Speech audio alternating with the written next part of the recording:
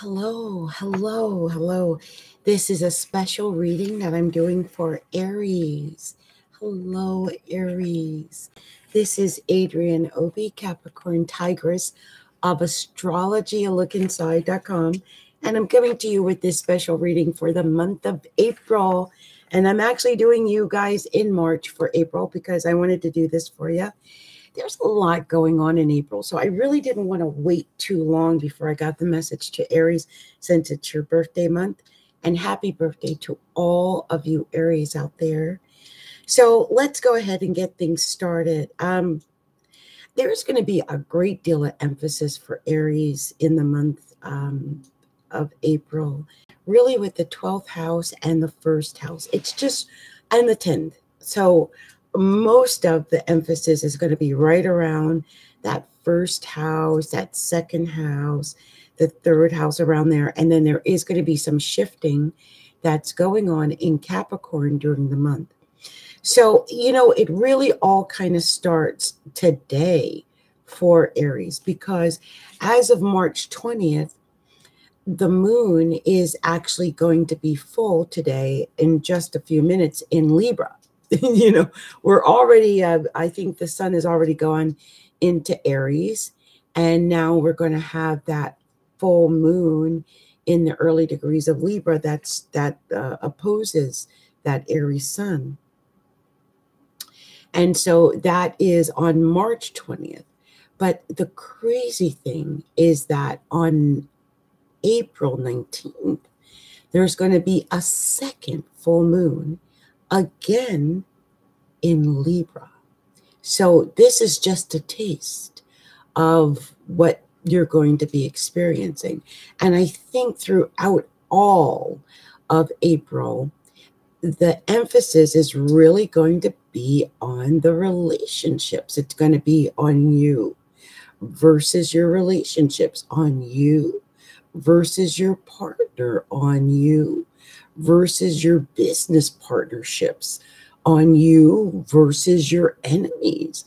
And, it's a very positive, or I wouldn't say positive, but I will say powerful. It's a powerful time for Aries because, well, after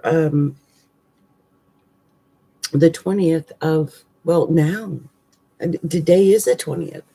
So as of the 20th of March, the sun is going to be in Aries. So the emphasis is on you during this time. It's your time, Aries. It's your time to shine. The sun is in your first house. I mean, Chiron is going to be in your first house throughout April. And then on the 5th of the month, there's going to be a new moon that actually happens in Aries.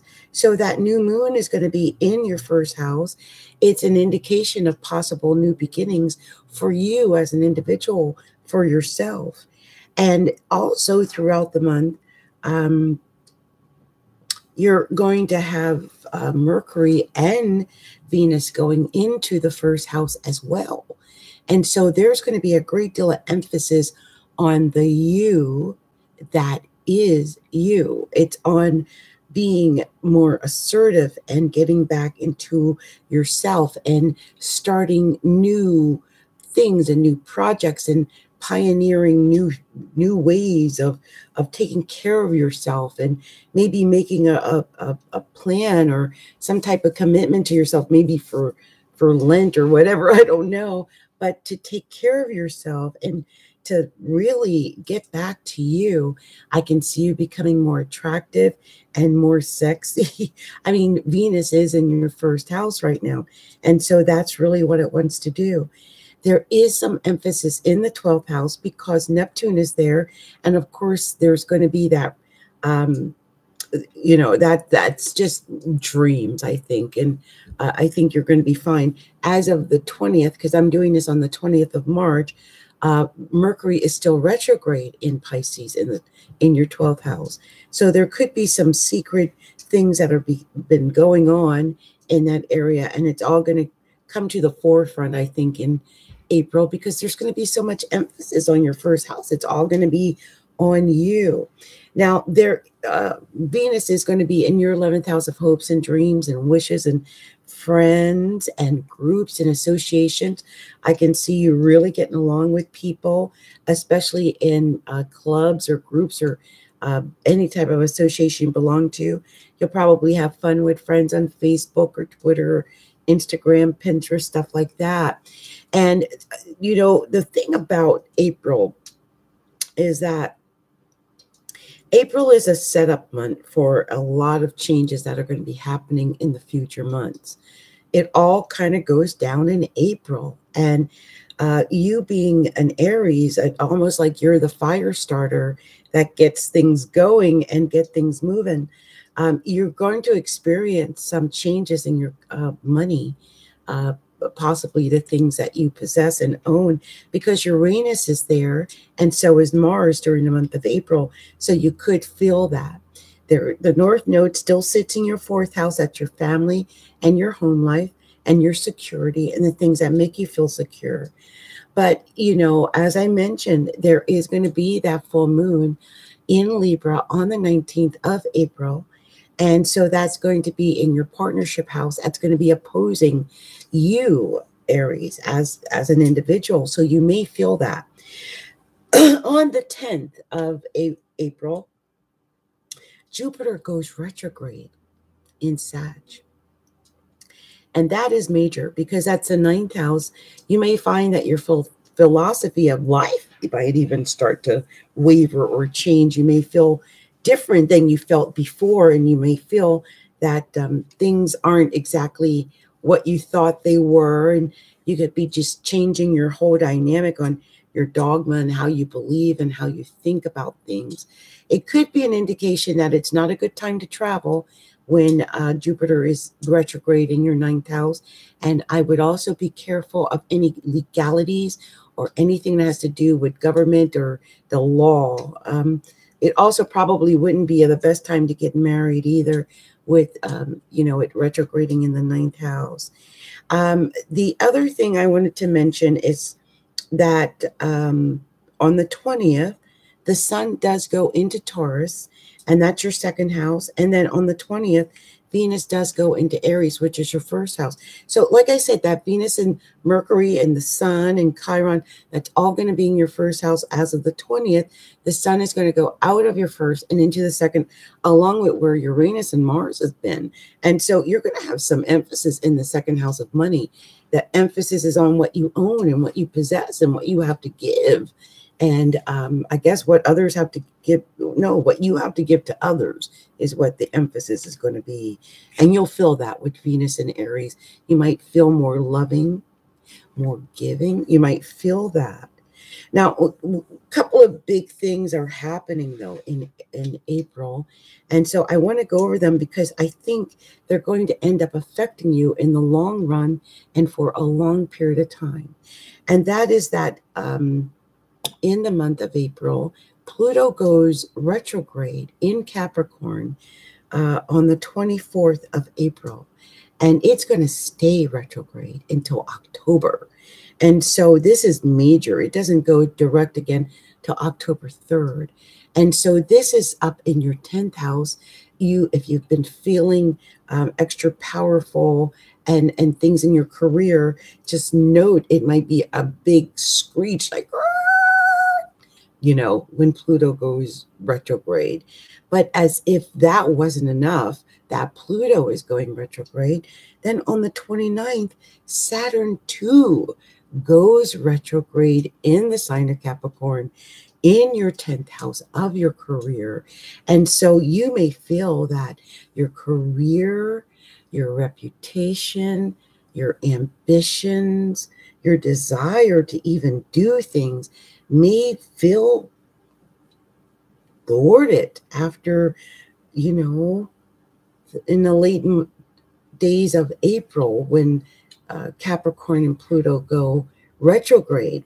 Now, I was looking up what this retrograde in Saturn is going to mean, and it is going to be retrograde in Saturn until September 18th. It retrogrades on the 29th of April at 20 degrees, but it stays retrograde until the 18th of September.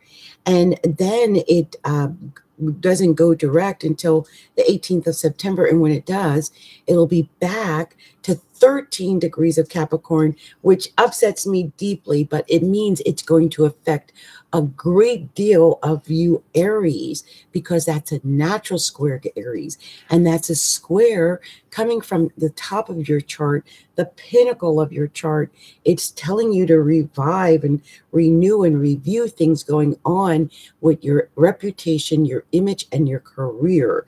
And it's the way you look at things, the way you look at your career, your perspective on your career. You're going to have to change that, because everything's going backwards, and you're going to have to review and renew and rejuvenate your career once again.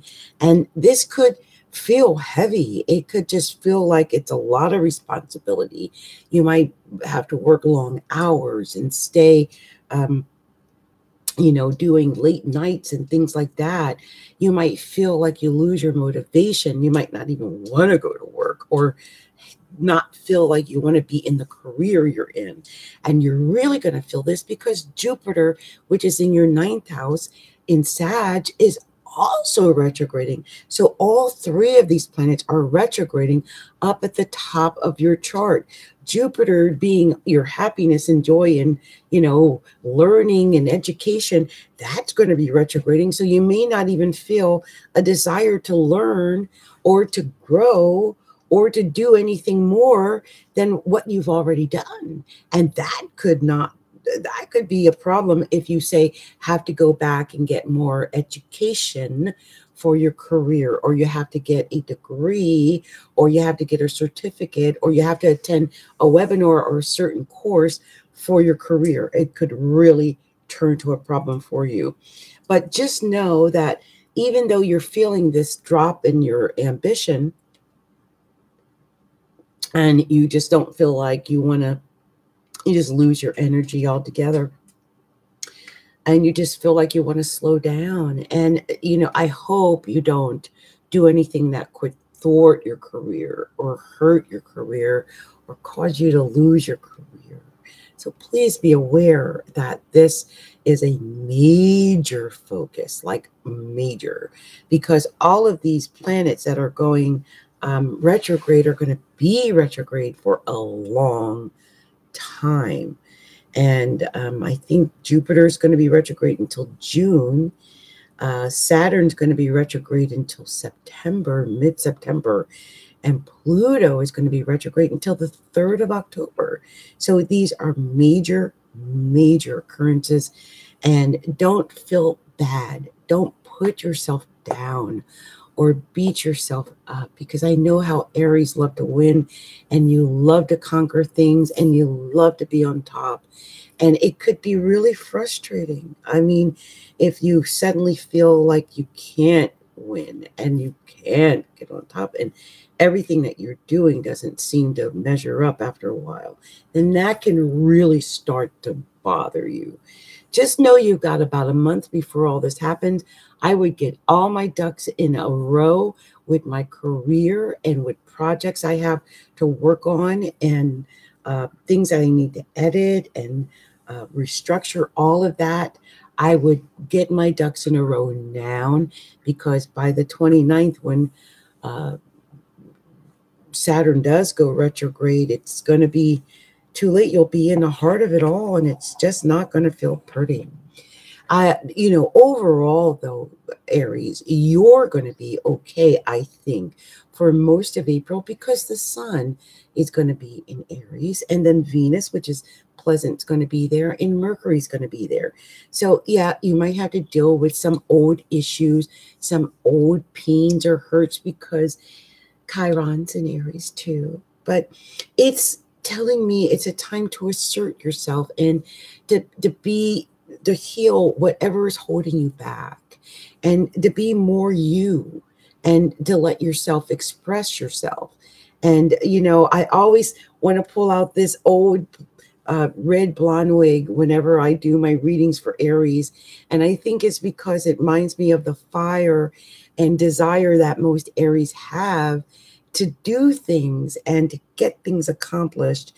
And, you know, when that Saturn and Pluto go retrograde, it might irritate some of you Aries that you're not able to get things accomplished. So just be aware of this so it doesn't take you off guard and throw you for a loop during the end of April. But overall, it looks good. Enjoy your April. Happy birthday to you, Aries. I think you guys are all wonderful. I've got my progressed ascendant in Aries myself, and that's probably why I like to wear the red hair. And I just want to say much love and much light to all of you Aries. May April shine brightly on you all. Bye now.